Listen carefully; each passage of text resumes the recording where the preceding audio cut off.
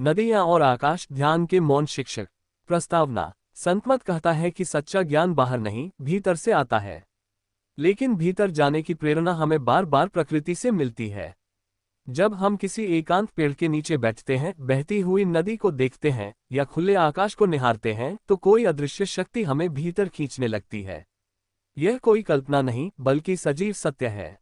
राधा स्वामी संतों की वाणी में ये स्पष्ट झलकता है। पेड़, नदियां, आकाश सब ध्यान करना सिखाते हैं। आइए हम इन तीनों को अलग अलग समझें और देखें कि कैसे ये हमारे भीतर ध्यान की लौ जलाते हैं। योजक चिन्ह, योजक चिन्ह, योजक चिन्ह। 1। पेड़, मौन की जीवंत मूर्ति। 1.1 स्थिरता और धैर्य की सीख। पेड़ अपनी जगह पर अडिग खड़ा रहता है, आंधी आए या तूफान, वह जड़ से जुड़ा होता है। यही स्थिति एक ध्यान साधक की होती है। जब हम सुमिरन में बैठते हैं तो मन इधर उधर भागता है, लेकिन हमें पेड़ की तरह टिकना होता है, चाहे कितनी भी बाहरी हलचल हो। संतवाणी। जो वृक्ष खड़ा है मौन, त्यों साधक रहे सुमिरन में मौन। 1.2 मौन सेवा, फल देना बिना अपेक्षा के। पेड़ फल देता है, छाया देता है, लकड़ी भी, लेकिन कभी उसका कोई मूल्य नहीं मांगता। इसी प्रकार सच्चा साधक सेवा करता है, लेकिन बिना अहंकार के। ध्यान में यही भावना चाहिए, मौन रहकर भीतर के स्वरूप से जुड़ना। 1.3 मौन भीतर की यात्रा। जब कोई पेड़ के नीचे बैठता है तो स्वतः एक शांति का अनुभव करता है। संत कहते हैं कि ऐसा इसलिए होता है क्योंकि पेड़ ध्यान की ऊर्जा में डूबा होता है। उसका मौन संचार करता है और साधक के भीतर भी उसी मौन की तरंग उठती है। योजक चिन्ह, योजक चिन्ह, योजक चिन्ह। 2। नदियां, निरंतरता और समर्पण की प्रतीक। 2.1 बहाव, जीवन का संदेश। नदी बहती रहती है, रुकती नहीं, ठहरती नहीं। उसका लक्ष्य है महासागर में मिल जाना, जैसे आत्मा का लक्ष्य है परमात्मा में विलीन होना। ध्यान में निरंतरता सबसे बड़ा गुण है, रोज का अभ्यास, साधना की सतत यात्रा। संतवाणी। नदी जैसे बहती रहे, साधक सतनाम में डूबा रहे। 2.2 समर्पण, राह में जो आए स्वीकार कर लेना। नदी पर्वतों से गिरती है, पत्थरों को चीरती है, लेकिन कभी रुकती नहीं। वह अपने मार्ग में आने वाली हर बाधा को स्वीकारती है और उससे गुजरती है। ध्यान में जब मन भटकता है तब साधक को यही सीख लेनी होती है, जो विचार आए उन्हें देखो, स्वीकारो, लेकिन बहते रहो। 2.3 शुद्धि, भीतर की सफाई। नदी अपने साथ जो भी मिलती है उसे बहाकर ले जाती है।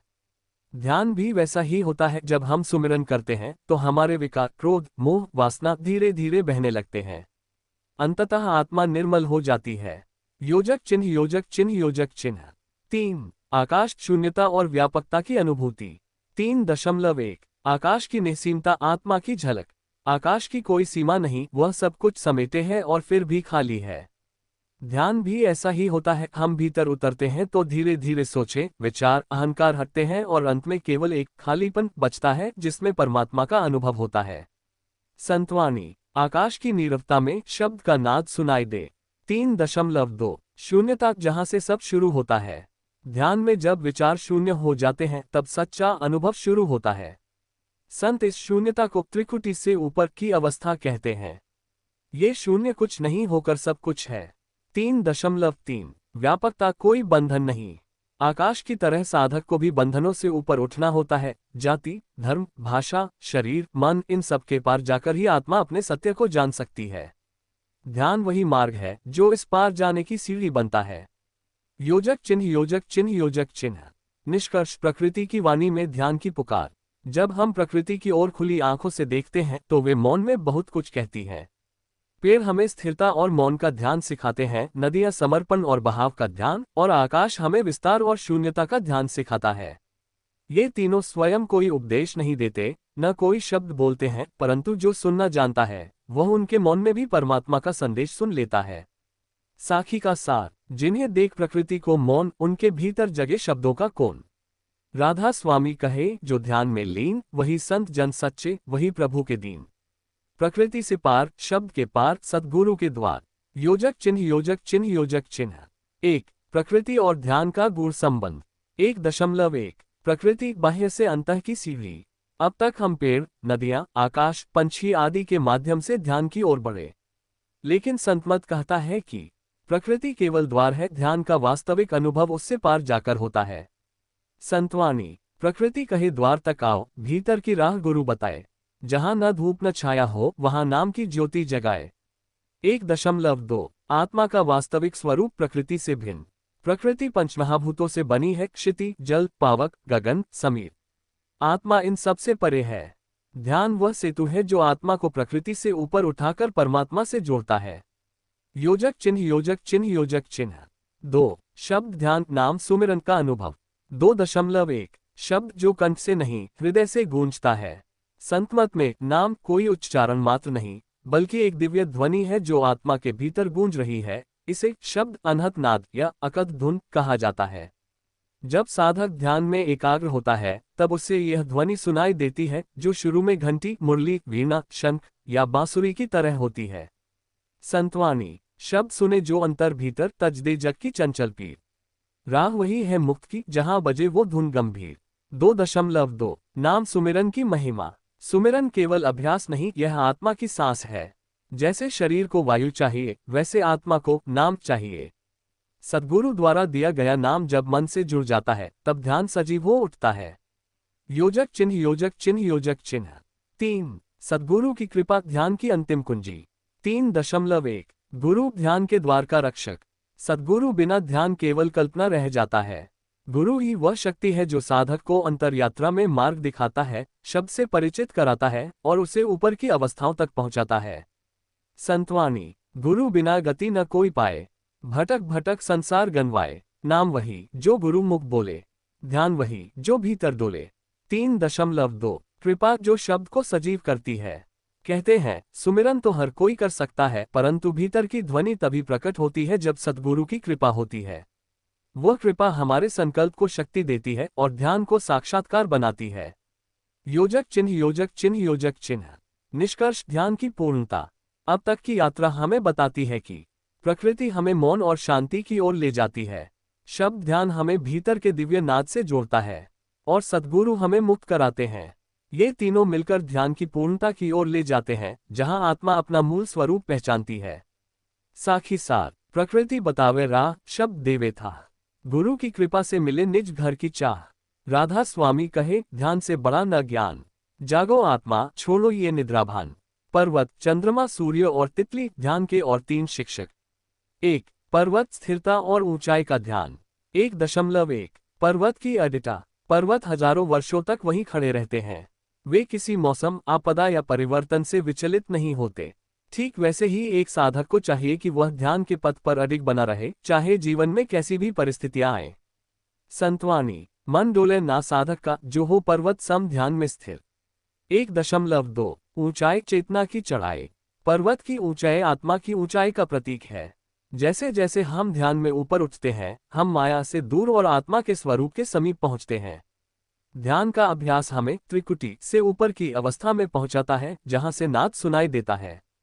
1.3 एकांत भीतर उतरने का अवसर। पर्वतों पर शांति होती है, कोई शोर नहीं, कोई भीड़ नहीं। वहां का एकांत हमारे भीतर के ध्यान का प्रतीक है। ध्यान भी तभी फलता है जब मन इंद्रियां शांत होती हैं। योजक चिन्ह योजक चिन्ह योजक चिन्ह। 2 चंद्रमा और सूर्य संतुलन और जागृति के प्रतीक। 2.1 चंद्रमा ठंडक और शांति। चंद्रमा प्रकाश देता है लेकिन कोमलता से। उसका प्रकाश तेज नहीं बल्कि ठंडक लिए होता है, जैसे संतों का उपदेश। ध्यान में मन को चंद्रमा सा शीतल बनाना पड़ता है, क्रोध, द्वेष, वासना से मुक्त। संतवाणी मन चंद्र सम हो शांत तब भीतर उठे दिव्य संतवाणी। 2.2 सूर्य जागरण और सत्य का प्रकाश। सूर्य अंधकार को दूर करता है जैसे ध्यान भीतर के अज्ञान को मिटाता है।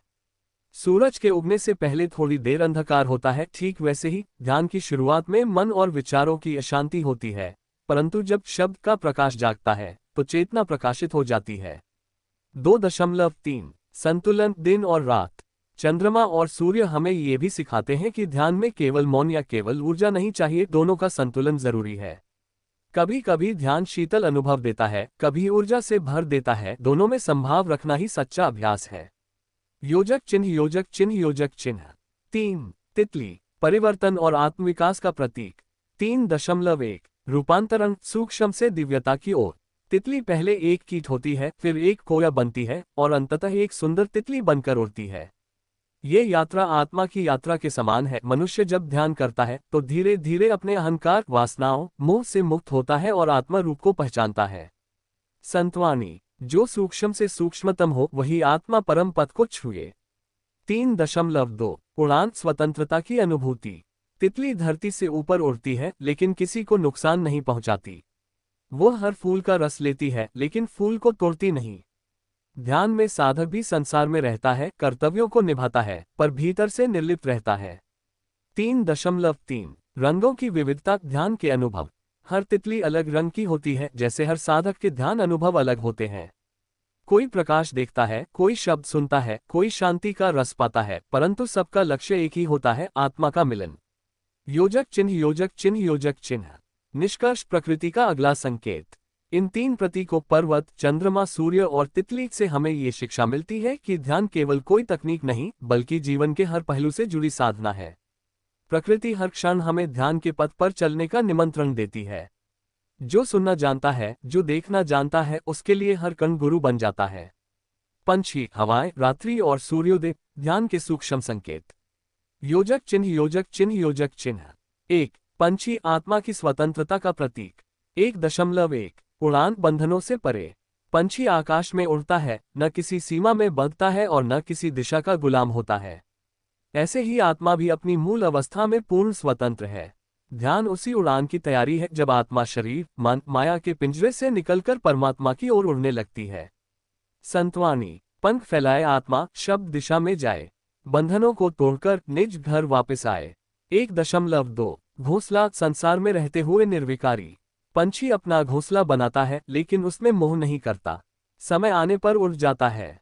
साधक को भी संसार में रहते हुए यही सीख लेनी है, अपने कर्तव्य निभाओ लेकिन भीतर निर्लिप्त रहो। योजक चिन्ह, योजक चिन्ह, योजक चिन्ह। 2. हवाएं, अदृश्य गति की उपस्थिति। 2.1 हवा दिखाई नहीं देती लेकिन अनुभव होती है।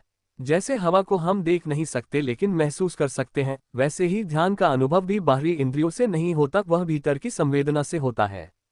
सुमिरन के गहरे अभ्यास में शब्द की तरंगें भी ऐसी ही अदृश्य होती हैं। संतवाणी, जैसे हवा चले बिना दिखाए, वैसे शब्द भीतर गूंज सुनाए।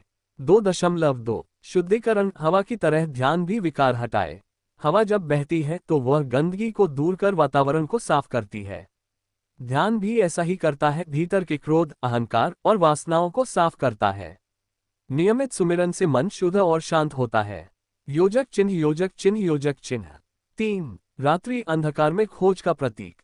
3.1 रात्रि, भीतर के अंधकार की याद।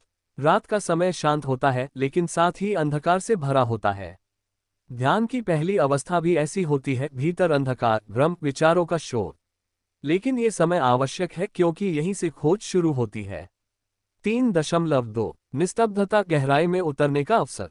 रात्रि में जब सब शांत हो जाता है तो साधक ध्यान में उतर सकता है। संत अक्सर भजन के लिए रात्रि या ब्रह्ममुहूर्त का समय बताते हैं क्योंकि उस समय का वातावरण भीतर उतरने के लिए उपयुक्त होता है। संतवाणी, रात अंधेरी, मौन पसारा, भीतर खोजे, शब्द उजारा। योजक चिन्ह, योजक चिन्ह, योजक चिन्ह। 4. सूर्योदय, चेतना की जागृति। 4.1 पहला प्रकाश, आत्मा की पहली झलक। जब सूरज उगता है तो धीरे धीरे अंधकार हटता है और रोशनी फैलती है। ध्यान में भी ऐसा ही होता है, साधक धीरे धीरे भीतर उतरता है और फिर एक क्षण ऐसा आता है जब शब्द की पहली झलक मिलती है, वही भीतर का सूर्योदय है। 4.2 नई शुरुआत, हर सूर्योदय एक नया दिन लाता है, ध्यान भी आत्मा के लिए एक नया जीवन लाता है। जो एक बार शब्द का अनुभव कर लेता है उसके लिए संसार का अर्थ बदल जाता है। संतवाणी, सूरज उगे भीतर जब रात अज्ञान की भागे, सद्गुरु की रोशनी में आत्मा परम संग लागे। योजक चिन्ह, योजक चिन्ह, योजक चिन्ह। निष्कर्ष, सूक्ष्म से सूक्ष्म संकेत। पंछी हमें बंधनों से ऊपर उठने की प्रेरणा देते हैं, हवाएं हमें सूक्ष्म उपस्थिति का आभास कराती हैं, रात्रि भीतर की खोज का निमंत्रण देती है और सूर्योदय चेतना के जागरण का प्रतीक है। ये सब प्रकृति के ऐसे शिक्षक हैं जो बिना बोले हमें ध्यान के पथ पर अग्रसर करते। ध्यान की यात्रा, आत्मा से परमात्मा तक। योजक चिन्ह, योजक चिन्ह, योजक चिन्ह। 1. ध्यान का वास्तविक अभ्यास, सुमिरन से समाधि तक। 1.1 सुमिरन, ध्यान का प्रथम चरण। ध्यान की शुरुआत सुमिरन से होती है, वह पवित्र नाम जो सद्गुरु द्वारा दिया गया होता है। इस नाम का स्मरण निरंतर करना ही ध्यान का मूल है। ये सुमिरन हमें चंचलता से स्थिरता की ओर ले जाता है। संतवाणी, नाम जपो मन लगी के अंतर के द्वार खुले। शब्द की जोत जगई भीतर संशय सब मिटे। 1.2 धारणा एकाग्रता की स्थापना। सुमिरन करते करते जब मन शांत होता है तब साधक धीरे धीरे भीतर की ओर ध्यान केंद्रित करता है, त्रिकुटी दो भौहों के बीच पर। यही वह द्वार है जहां से आंतरिक यात्रा प्रारंभ होती है। 1.3 ध्यान शब्द की ओर लौटना। जब साधक शब्द में एकाग्र हो जाता है तब वह न केवल शांत रहता है बल्कि शब्द के साथ भीतर यात्रा करने लगता है। ये सच्चा ध्यान है। यही वह अभ्यास है जिसे शब्द भक्ति कहते हैं। योजक चिन्ह योजक चिन्ह योजक चिन्ह। 2 आंतरिक अवस्थाओं की यात्रा 5 लोकों की ओर। संतमत के अनुसार आत्मा का निवास 5 आंतरिक लोकों में होता है और ध्यान के माध्यम से साधक इन लोकों की यात्रा करता है। ये लोक हैं 2.1 सुन्ना मंडल शांति का सागर, जहां कोई विचार नहीं, कोई हलचल नहीं, केवल मौन है। यह आत्मा की पहली गहराई है। 2.2 त्रिकुटी द्वैत और अद्वैत का संगम। यहाँ साधक को प्रकाश और ध्वनि की झलक मिलती है जहां वह खुद को शरीर से अलग अनुभव करता है। 2.3 सहस्रदल कमल अद्भुत दिव्यता। ये कमल आत्मा का फूल है, यहाँ चेतना अपनी पूर्णता का स्वाद लेने लगती है। 2.4 ब्रह्मलोक ज्ञानलोक चेतना का विस्तार। ये वह स्थान है जहां आत्मा को अद्वैत भाव की झलक मिलती है, यहाँ कोई द्वैत नहीं, कोई भेद नहीं। 2.5 राधा स्वामी धाम निज घर अंतिम मिलन। ये परम धाम है जहां आत्मा का परमात्मा से साक्षात्कार होता है। यहाँ कोई शब्द नहीं, कोई ध्वनि नहीं, केवल प्रेम, शांति और प्रकाश की एकता है। योजक चिन्ह योजक चिन्ह योजक चिन्ह। 3 परमात्मा से मिलन ध्यान का चरम उद्देश्य। 3.1 आत्मा की पुकार। हर जीव की आत्मा भीतर से परमात्मा को पुकार रही है, ध्यान उस पुकार को दिशा देता है। यह कोई बाहरी यात्रा नहीं बल्कि स्वयं में उतरने की यात्रा है। संतवाणी, जो खोजे बाहर सो भटके हजारों साल, जो झांके भीतर पावे परम प्रभु का हाल। 3.2 सद्गुरु मिलन का सेतु। बिना सद्गुरु के यह मिलन असंभव है। वह ही शब्द के स्वरूप को सजीव करता है, वह ही ध्यान को दिशा देता है। सद्गुरु ही आत्मा को परमात्मा तक पहुंचाता है। 3.3 मिलन परम शांति की अवस्था। जब आत्मा परमात्मा से मिलती है तब न कोई प्रश्न रहता है, न कोई शंका, न कोई भय, केवल एक अनुभव रह जाता है, मैं वही हूँ जो तू है। योजक चिन्ह योजक चिन्ह योजक चिन्ह। निष्कर्ष ध्यान जीवन का परम सार। ध्यान केवल आंखें बंद करके बैठने का अभ्यास नहीं, ये जीवन को समझने की, आत्मा को अनुभव करने की और परम सत्य से जुड़ने की प्रक्रिया है। प्रकृति हमें प्रेरणा देती है, शब्द हमें मार्ग दिखाता है और सद्गुरु हमें मंजिल तक पहुंचाता है। अंतिम साखी सार। पेड़, नदी, आकाश से लेकर शब्द तक की राह। सद्गुरु की कृपा से ही सधे आत्मा की चाह। राधा स्वामी नाम जो जपे होए वही उजियारा। ध्यान की इस पावन डोरी से जुड़ जा आत्मा प्यारा।